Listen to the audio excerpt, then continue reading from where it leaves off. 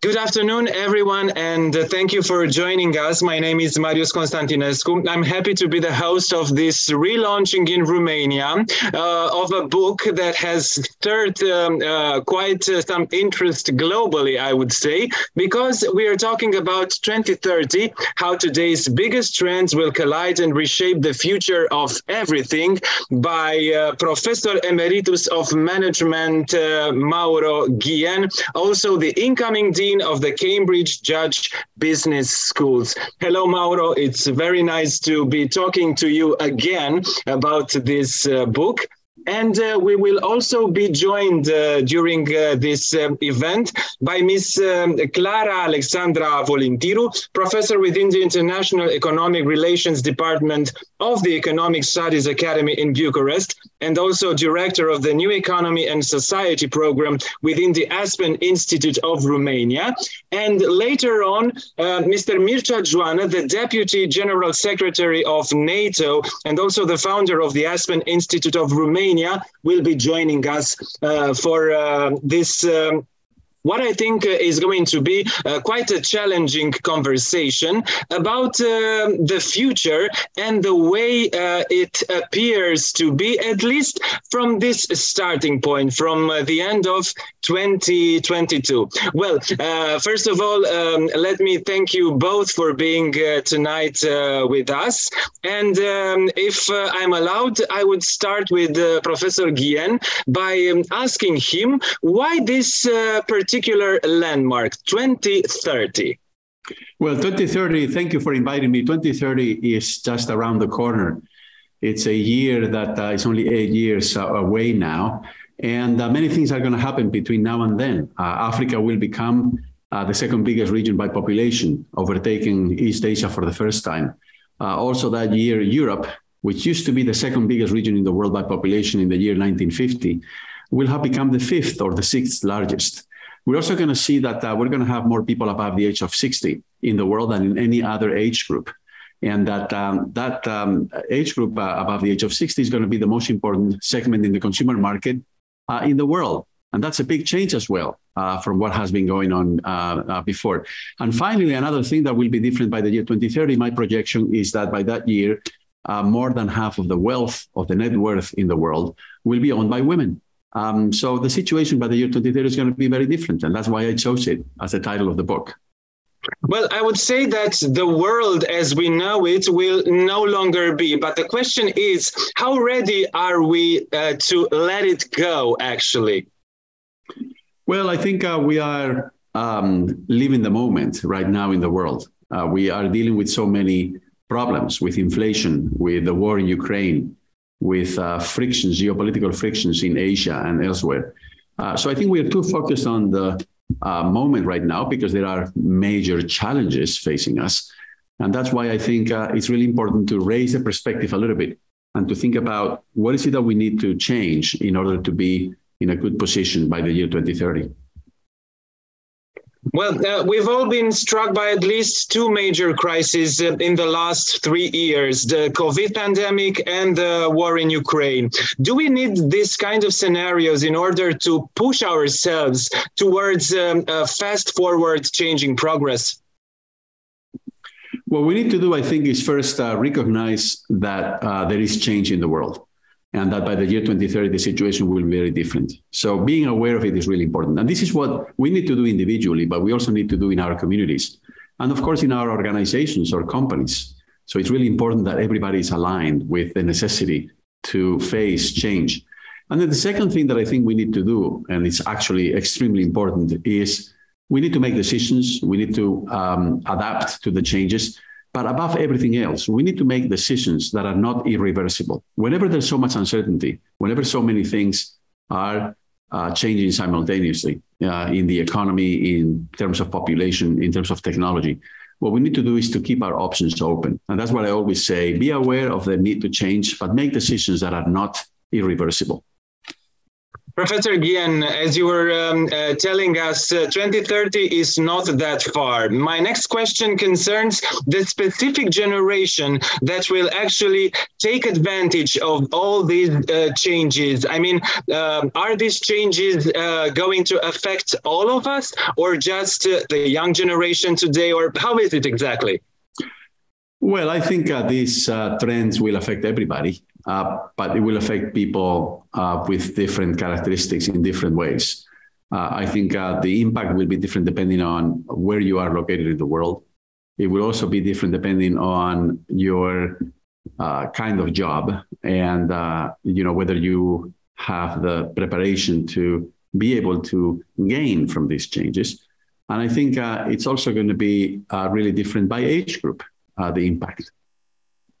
Well, the refugees and the immigrants represent a new old global issue. How will they influence society and economics as well?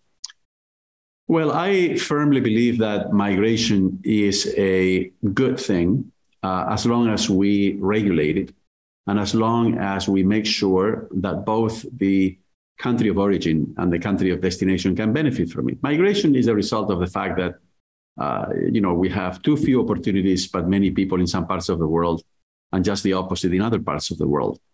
And it's very simple, of course, to try to resist migration and to say, well, we're not going to allow it. But it's actually in practice very difficult. So I'm not an advocate of open, free migration. Everybody can move around whenever they want. But I do believe that migration has to play a role in terms of addressing some of those imbalances that we see in the world. Well, one of the changes that you are talking about in the book in 2030 is the growing of the older population and also the prevalence of technology that reduces the sexual drive and interest. Could you explain that and also tell us in which way this will influence society up to the year 2030? Well, there are many reasons for the decline in fertility, in the number of babies being born in the world. But there is increasing evidence, both from surveys and also from situations in which we can isolate the effect.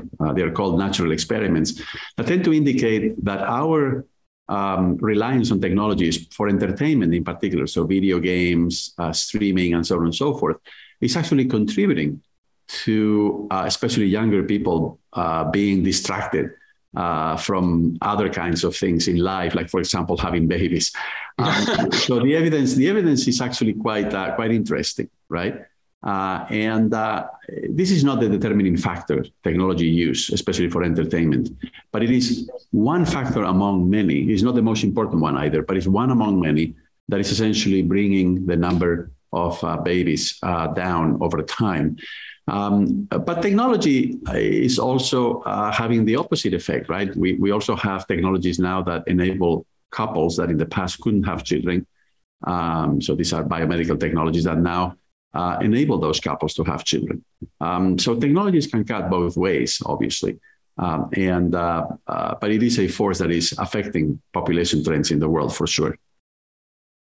Well, speaking about the technology, when we are thinking about the 90s, it seems that all of us in that period of time moved ourselves inside our TV sets. Well, if we think of the 2000, then we have the same process, but regarding to our computers. Nowadays, it's all about this particular gizmo, the cell phone. Do you think that by the year 2030, we'll have a new device that will enslave us in a certain way?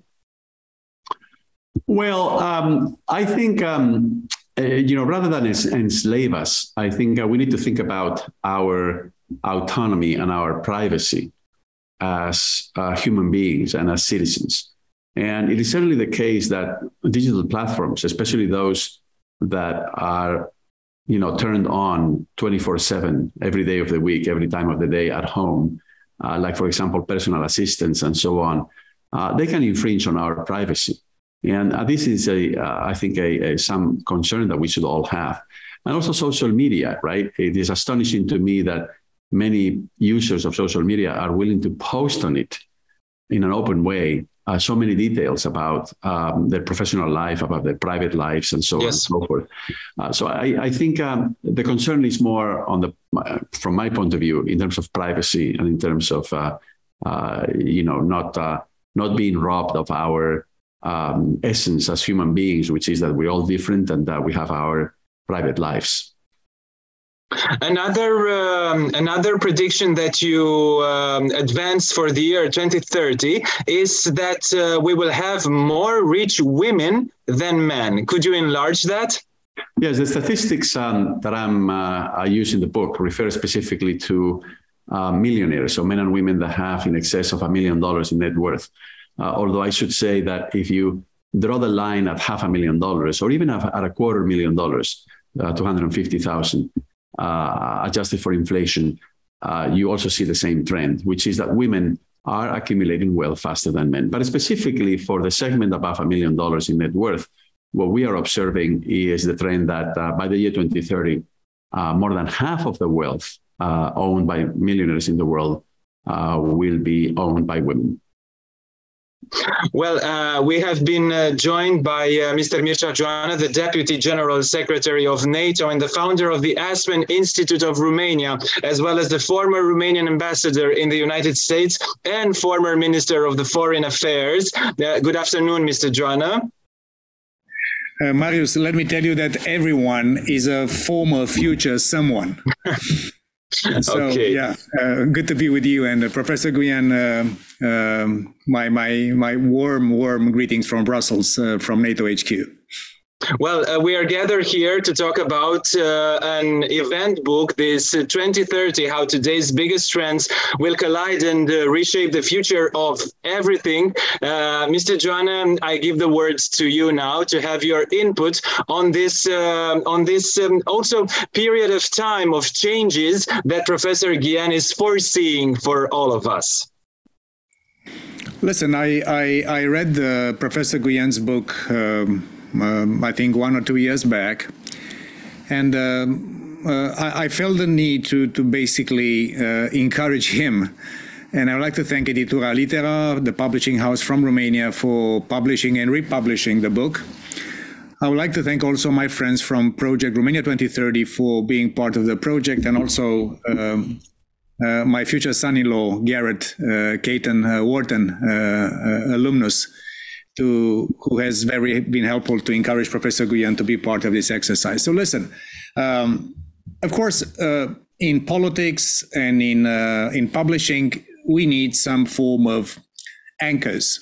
And big numbers like 2030 is very appealing. And Professor Guillén says things that are formidably important, the trends that are shaping and reshaping the world. And he's making a couple of very interesting comments about structural trends that usually we see them in isolation. But Professor Guillén, in an exceptionally interesting way, is bringing them together and helps us understand the collision and the collusion and the implications of all these converging trends. So it's not only Romania 2030, but it's also NATO 2030. Secretary General Stoltenberg and his team, myself, we started a few years back a process of anticipation, what we call a strategic foresight. And that's what a big organization like NATO is supposed to be doing, to anticipate trends, to see challenges, to anticipate risks, and try to adjust to that changing world. I have to say that many of the things that Professor Guillén is addressing were not part of our foresight. Of course, we do our part of work. We're looking into cyber, technology, great power competition, arms control and proliferation. We are looking at resilience, space. We are looking, if you want, into, let's say, traditional and non-traditional things related to security. But the social issues that Professor Guillén is bringing to the attention is leading to something that NATO is very much attached to, and I'm personally attached to, which we call societal resilience. Societal resilience.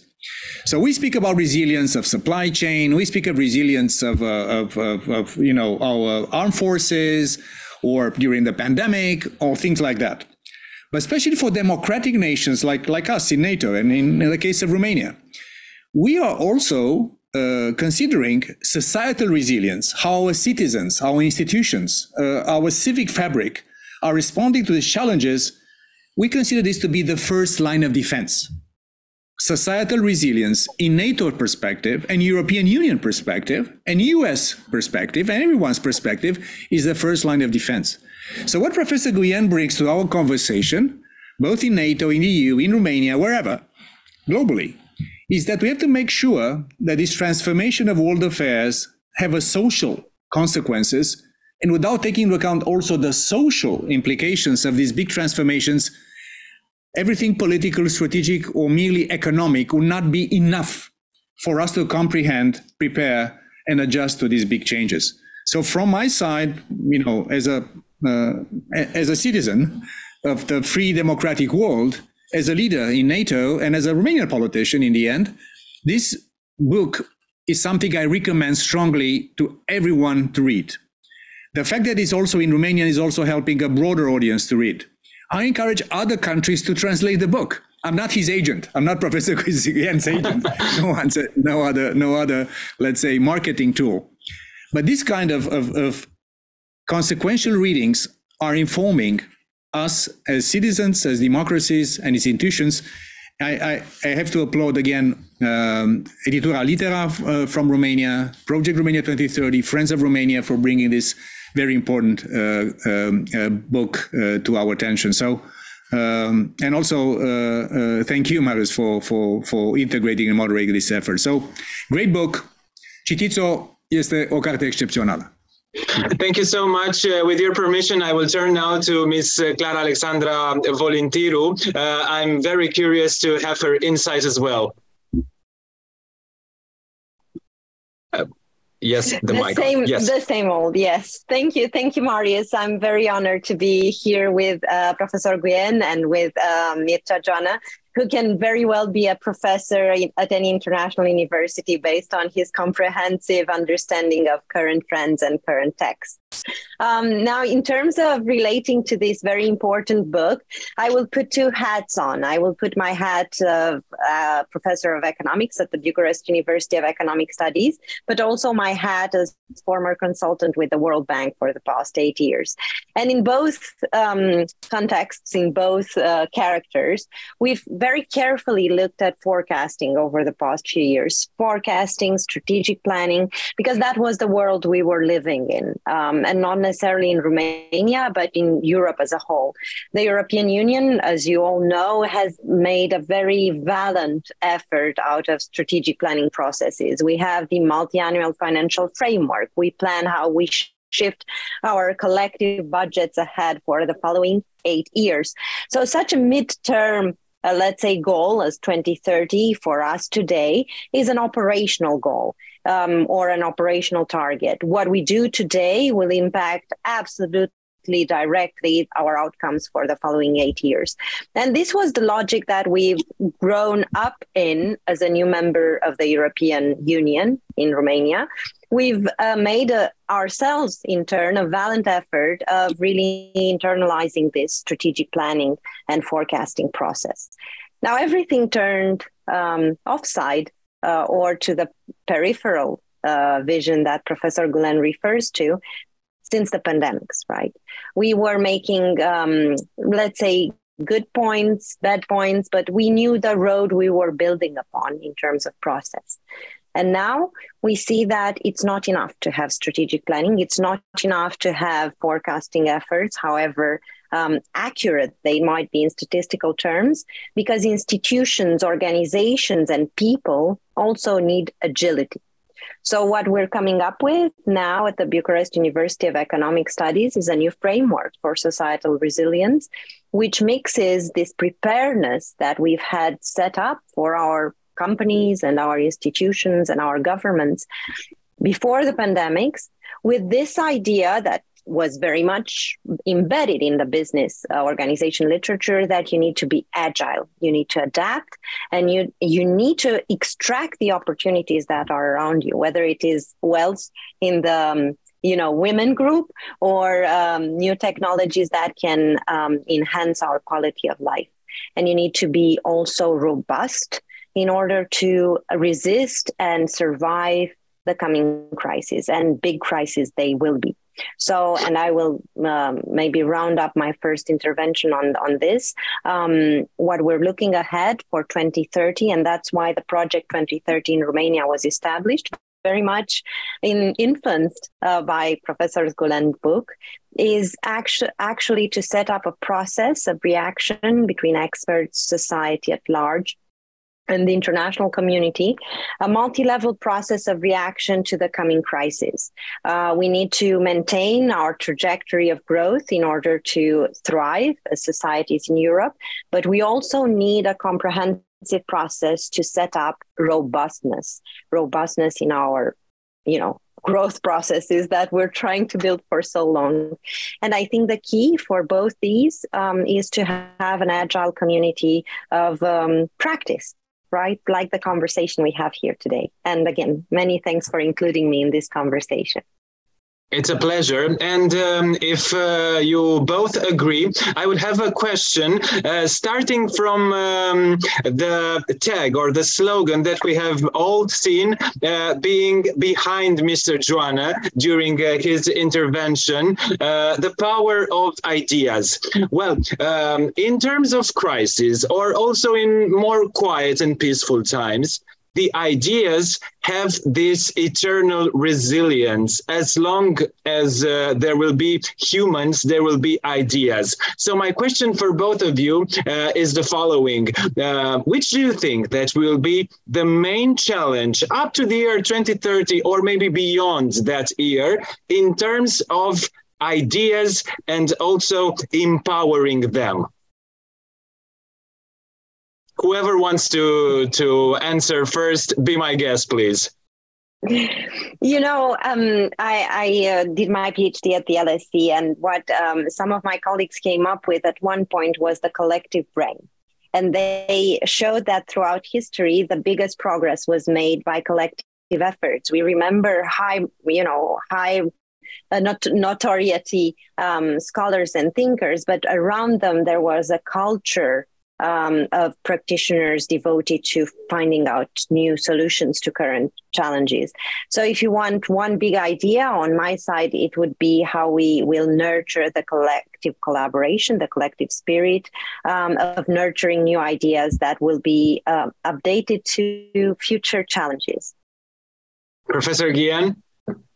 Well, I think, collaboration has become such an important aspect of not just coming up with solutions to big problems in the world, but also for the process of advancing knowledge. And we see this pretty much in every field, not just the most complex scientific undertakings, but also in other fields of knowledge, even in the humanities.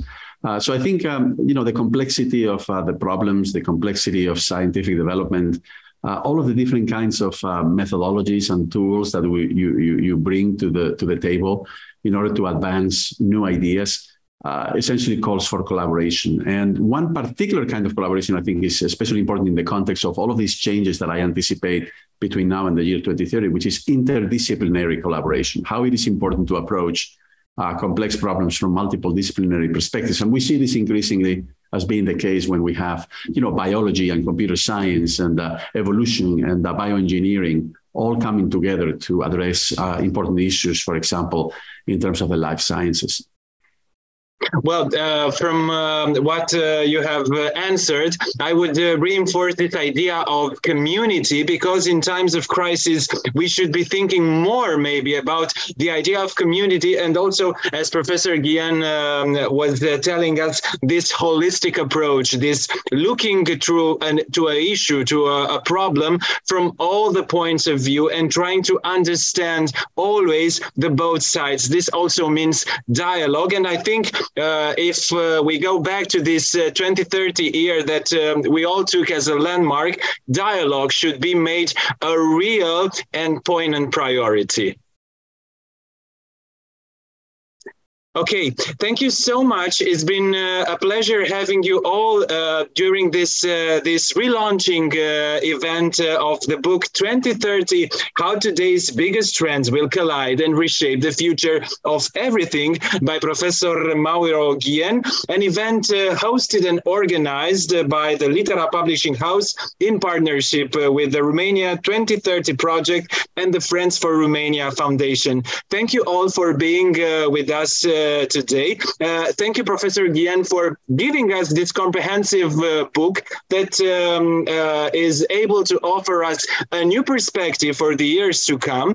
And let us hope that by the year 2030, at least we meet again and we are in the position to confirm the good changes that you foresee. Absolutely. Thank you so much for all of your kind words. Thank you. Thank you. Thank you also to Clara Alexandru Volintiro and to Mircea Joană for being with us today and for their valuable insights. Ladies and gentlemen, I'm Marius Constantinescu, and on behalf of the Litera Publishing House, I thank you all for being us today. And also, I invite you to stay with us on the Litera YouTube channel for more challenging and interesting videos. Have a good day, everyone. Thank you. Thank you. Goodbye. Thank you. Thank you all.